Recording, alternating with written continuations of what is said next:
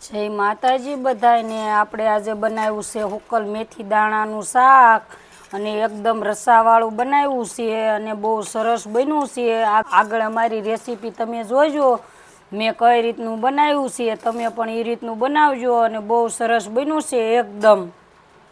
આપણે હુકલ મેથી દાણાનું શાક બનાવવાનું છે અને આપણે હુકલા મેથી આપણે પલાળી દીધી હતી સાંજે અને સરસ મજાની પલળી ગઈ છે અને 2 પાણી આપણે ધોઈને તૈયાર કરી વાળી છે। હવે આપણે એનો વઘારનો શાક બનાવવાનું છે।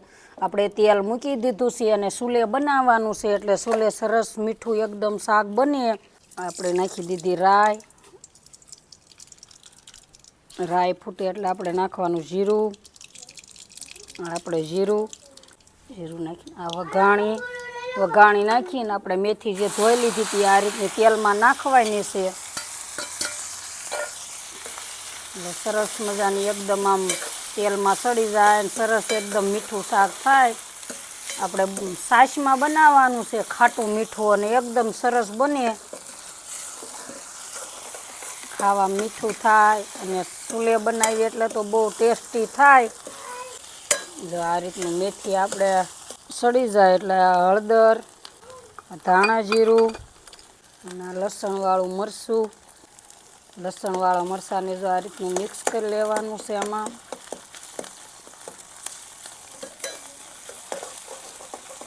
તેલમાં સરસ મજાનું મિક્સ કરી લેવાનું એટલે સ્વાદ સારો આવે। એમાં લસણવાળું મરચું નાખો એટલે બહુ મસ્તીનો સ્વાદ આવે, કોરા મરચાં કરતાં આનો સ્વાદ સારો આવે અને મસ્તીનું આ શાક બને મેથીનું। મરચું આપણે પાકી જાય એટલે આપણે એમાં છાશ ઉમેરવાની છે અને એકદમ મીઠું શાક બને સરસ મજાનું। મેથી દાણાનું શાક બહુ સરસ બને, સુકલ મેથીનું શાક બહુ સરસ બને એકદમ। આપણે મરચું પાકી ગયું છે જો આપણે એ રીતની છાશ ઉમેરવાની છે। આમાં છાશવાળું બનાવવાનું હતું એટલે રસાવાળું થઈ જાય અને છાશવાળું ખાટું મીઠું થઈ જાય, એકદમ સરસ બને। આપણે સ્વાદ પ્રમાણે મીઠું, હવે આપણે એને સરસ મજાનું ઉકળવા દેવાનું છે।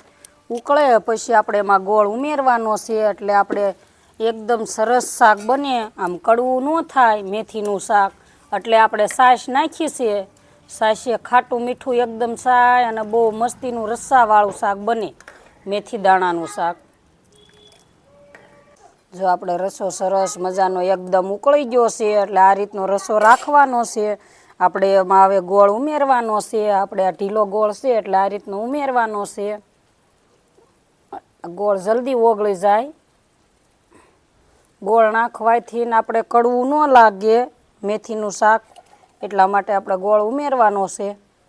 જો આ રીતનો ગોળને હલાવીને આમ રસાને હલાવીને આ રીતનું શાકને પછી આપણે એને ગોળ ઓગાળ નાખવાનો છે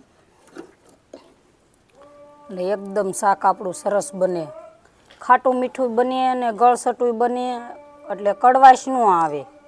આ રીતનું શાક બનાવીને એટલે કડવાશ ન આવે।